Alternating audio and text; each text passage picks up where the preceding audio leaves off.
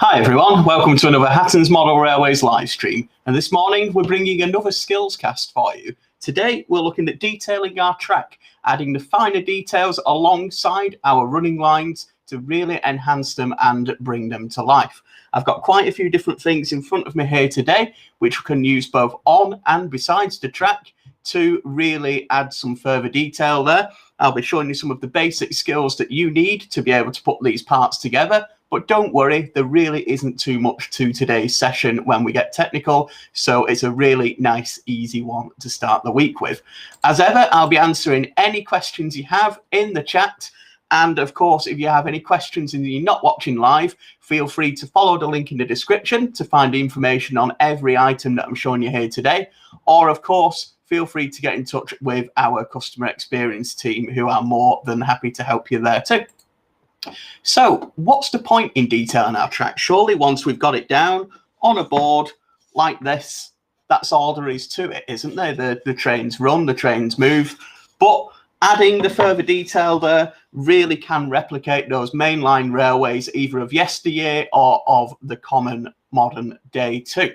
So looking at this photo here from the early 20th century, this is of the London North Western Railway main line, I believe, and you can just about see some of the levels of different things that you can put around your railway here. We've got a lamp hut on the right used for keeping oil for lighting the lamps in the signals. We've got the telegraph poles used for communication and sending the signals between the different stations and signal boxes too. We have signal relays just on the right. You can just about make them out there on the immediate right, being the signal wires to control the signals. In between the tracks, you've actually got water troughs too. These were used for refilling steam locomotives so they didn't have to stop. And then generally just a huge amount of different details on there too. So you can pick some of these up. You can get various different plastic kits. If you want to go down the really super detailed route, you certainly can do. But for beginners here this morning, we can show you some of the basics to get started with the likes of Hornby's R574 kit that you see here. This comes with a variety of items, whilst not the most detailed, can be used very easily indeed to enhance your layout. So I'll show you some of these on the screen now. You can see the varieties there in telegraph poles, some of those lamp huts that we've just mentioned. You've also got two items down the bottom, two types of items, shall I say, that we will be covering a little further on in today's stream. So to start off with, I'll show you the telegraph pole. These, you don't see them so much anymore, but they were certainly an everyday piece of UK railway furniture throughout the 19th and 20th centuries, and you can still see some of them out there, although not functioning to this day. So I've got one set up here on my test track. Just bring that into shot for you a little bit there. You can just about see the top of it. I'll just point the camera up a little bit for you. So this is the model from the 574 pack that you see, and it is very, very easy indeed to put together. We get one of the clips that you see here in the pack. We slide the telegraph pole in as per so. You can put a little bit of glue on that if you wish. And then you'll see in some parts of the track, you'll see the sleepers do have a gap between the sleeper and the rail, just where my fingers are there now. And all you do is you slide that in. And that will click in as per so. Now, you wouldn't have them on both sides as I've got them here. I've just put that in there for a demonstration. But you can see there just how they click into your standard Hornby set track. Now, if you don't want to do that, that's absolutely not an issue at all. You can use them on a layout that you have already built. And I'll just put that there for 1 second. And we'll bring in our board here. This is slightly easier than what we've just done, if we could make it easier. And this is simply just putting a small amount of glue onto the bottom of our telegraph pole here. Now, one thing to bear in mind is some of the railway gauges. So I'll just bring the track in and give you a very brief explanation of those. Some of the names that you may hear, and you may hear in today's session, you have what's known as the 4 foot, which is the distance in between the two rails that you see here. The gap between the two different running lines, the outer rail of each, is known as the 6 foot. So you can guess there some of the measurements that these should be, although standard gauge is 4 foot 8.5 inch gauge in the UK, and a 6 foot gap in some places is considerably wider. What you have on either side then, either on a single or a double or a quadruple line, is known as the cess. This is the area of safety that you can, if you need to, hopefully, God forbid you shouldn't, but this is where you would crouch down and get out of the way if you were stuck there when a train was coming through. So you can see here on our Hornby pieces, they've left enough space in the cess for these parts to sit away from the track. So you always want to make sure that these are at least 6 foot in scale away from where your locos are running. So as ever, we'll get one of our ever reliable cocktail sticks. I'm sure a lot of you are more than familiar with my top tip for gluing right now. But again, if you're watching our videos for the first time, well, first of all, welcome. But second of all, when applying glue, just do it with putting a small amount of glue onto a cocktail stick and just putting the glue on the bottom there. That really gives you control of how much glue you can be adding to this particular model. So again, we're just going to make sure it's more than enough distance from the track there. Use real life photos here for confirming this. Just while that dries, I'll just flip you over to the picture there. You can see that these really are quite far out of the way on our historical photo that you see here. And they certainly wouldn't need to be right up against the track. It depends on exactly where your track is running. If you do have quite a tight or a confined space there, you will find that you need a little more space. So it's just not quite joining. That does not quite want to bond there this morning. So I'll just make sure that joins in. You can, of course, use the clips that we have previously mentioned there too. Just make sure that starts to take. There we go. So we've now got our telegraph pole in on our board that you can see. Unfortunately, a little bit out of shot on this part of the board, but you can just about see the base of it there on our particular piece. So another thing we'll be adding this morning is some of the other line side detailing. So I'll just bring some of these into shot. This is what's known as a milepost. This is an indication of the miles from a certain distance on the railway, usually from the headquarters of the company or the major station of the company. The lines would then be designated as miles from this point. Really good in the old-fashioned days without mobile phones and without radios, etc., to communicate to staff exactly where you are on the network. And also a great way of telling speed too. You'd pass these every mile or so, and the time it would take you to pass that mile distance would give you the indication of how fast you were going. They come with a sticker pack in the Hornby pack, and then you can add the numbers as you desire. Of course, you can print your own and stick them on too, but these are self-adhesive, so really easy to put on there. Might not make the best visual demonstration, unfortunately, but just putting that on, really, really easy indeed. And then just a small amount of glue on the bottom again there, using either super glue or PVA, dependent on your board. You generally have these facing as per so you'd have them facing towards the running line so the drivers can see them. We'll put that there a little bit away from our telegraph pole so you're not obstructed seeing one instead of the other there on the screen. So we've got a few details on now, starting to add a couple more bits and pieces here. I'll just head over to the water troughs for a second. As I can see, we've had a couple of questions regarding those. These were brought in the early 1900s to help locomotives refuel at speed. Locomotives had a water scoop fitted to the tender, which could be lowered and raised as required.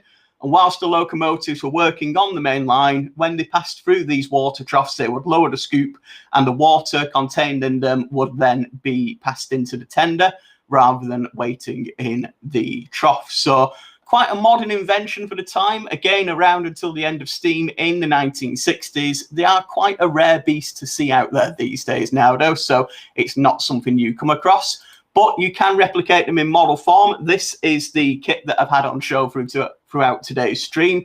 You have the water troughs and also the indicator boards on the left indicating that there is a water trough present here. They're not the easiest things to see when they're just down there on the ground.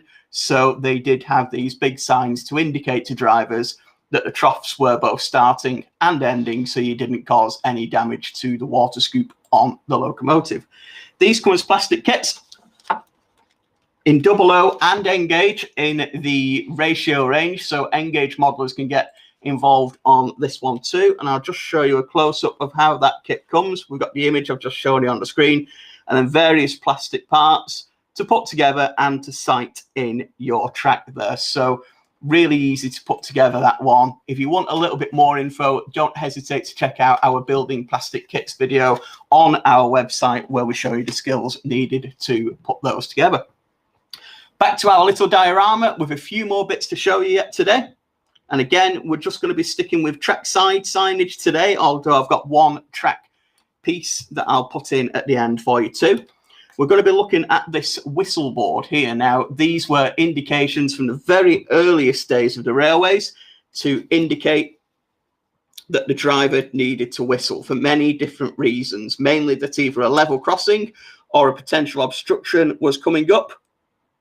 And these are also included in the kit that we see, with again the self-adhesive lettering that we can see here. So that would then sit alongside our line in the direction of travel. So I'll have to give our board a 180 here now.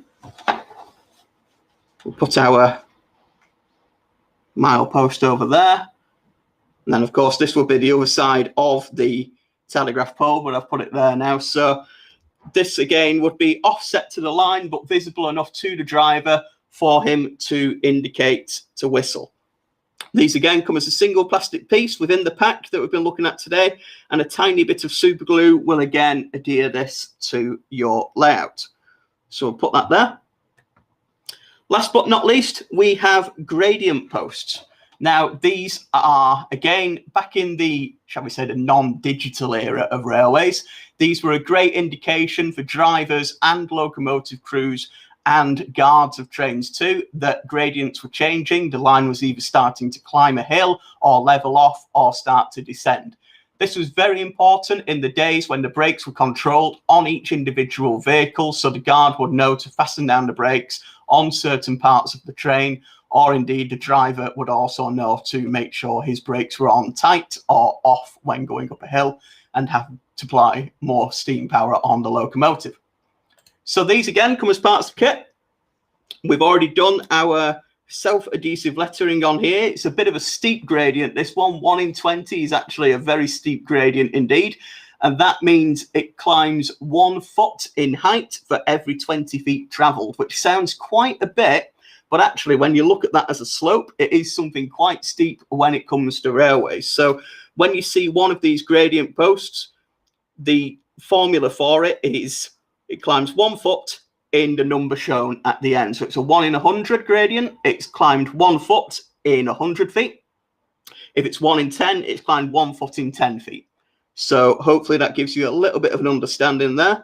These, again, will be located along the line side to indicate to drivers where these gradients would be featured on their layout. The pack comes with a few different ones. The indicators, they're showing the direction of the gradient, so whether it's an uphill or a downhill, as you can see here. And these, again, come with the self-adhesive letters that we've mentioned and are very easy, just on the base, to glue onto your layout there too. Just as a quick side note, if you didn't want these bases, you can cut them off the bottom too, and you can fasten these in by creating a hole for these particular items. So you can add these on, and without the bases, they do look a little bit better, especially on a higher detailed layout, but that comes at the cost of being able to add them onto your layout really, really easily. So it's entirely your choice there. If you wanted to cut through that with a small knife or a set of cutters, you're more than able to do that on your layout too. So we'll pop our gradient post out of the way there. So we've looked at most of the different parts today. Just to show you some of the others, you do get the line side huts as part of this pack. And although we're not really covering buildings today, this is something that does come up quite often alongside the various different railways on the network that we can see here. Again, a small corrugated iron hut on the right there. And we sell various different kits, resin buildings, and all sorts of different methods of getting those onto your layout too. Whilst we're here, I thought I'd show you a bonus of actually putting something on the track itself. We've looked already at the water troughs. And finally, this is part of our signalling system. This is for railways from the 1950s onwards, and it is covered in more depth in our second signalling video, which you can check out on our channel. But I'll head back over to the track that you can see. The mileposts, Robot Monkey, are just called mileposts generally. So hopefully that helps you out. As far as I'm aware of no fancy technical name. They may have been called something else by some of the pre-grouping companies, but as far as I'm aware, they're just good old-fashioned mileposts. What we're going to look at now is part of the magnetic signaling system that I'm just placing in the track there. This is a signaling magnet, and this is part of the AWS system, so the automatic warning system that is featured on the UK's railway network. So these magnets made their appearance from around the 1950s onwards. If a train went over one of these magnets and it was approaching a yellow or a red signal, the magnet would sound a warning alert in the cab of the locomotive and indicate to the driver that he or she, shall I say, are approaching a signal that they do need to either slow down or stop for. So this system was developed in the 1930s, introduced in the 1950s, and again, you can pick up various different ways to model it on your layout. We have here the AWS ramp, which is Pico's SL-45, and you can pick these up in N gauge and O gauge too. For more modern signalling, you have the more modern TPWS grids, which are also a train protection system brought in the early 2000s, and we have the grids available for those too. Heading back to the track, these come as part of a sprue, so just cutting them away from the plastic sprue there releases these on. You can either paint them in situ or you can paint them before you attach them. Personally, I paint things once they're in place, but I know that really is something that's down to personal preference. So again, just getting a very small amount of glue on a cocktail stick and just giving this a few places where it will adhere to our sleepers. Now, you've got to make sure these are very flat indeed against your sleepers, otherwise you may have issues with some of your locos coming into contact with them. But they have been profiled both in model railways and real life, so that should not be an issue. Making sure that the center of the track, these would be placed before signals on your layout, not right up against them. There'd be space a few feet or so in scale, shall we say, to allow the locomotives to stop. So, for example, if I was placing one here, I'll just go back to the big camera for you once that has set. So if I was placing one here on my track, I'd have one right over here, a signal about here on the end of my board. So this would sound, and then the locomotive would have time to brake within that distance. So again, have a look at where these should sit on your layout. Have a look at some real life prototypes of these out there too. The longer the distance, the faster the line, generally the more distance between these warning ramps and the signals that they are working against too. But if you want to find out a little bit more information on that, don't hesitate to head over to our signaling guide videos that are available on our YouTube channel too. So we've covered quite a bit of railway furniture today. I'll just pull the various parts back into our screen so we can see them again in more detail. Most of what I've featured here today is available in the R574 pack that you see here. And although not quite the highest detail models, are a really easy way to get enhancing your collection and, of course, adding some further different pieces of railway scenery to your collection too. We'll head over to the bench and I'll just run through again the different items and their purpose. So you've got the gradient post here, which indicates the different changes of the gradients of railways, so whether they're going up or down hills or returning to levels. You've got our telegraph pole that's just out of shot again. I'll just bring one into the shot for you so you can see, which was used for communicating various different railway signals throughout the 19th and 20th centuries. They come with or without the clips to clip into the various different set track pieces, as you can see there. Line side hook we mentioned very briefly, but you do get 3 of these within the Hornby set. The whistleboard, which is the all-important board indicating to the driver whether to whistle or to signal maybe an obstruction or a level crossing or somewhere that they need to make sure that the presence of the train is known.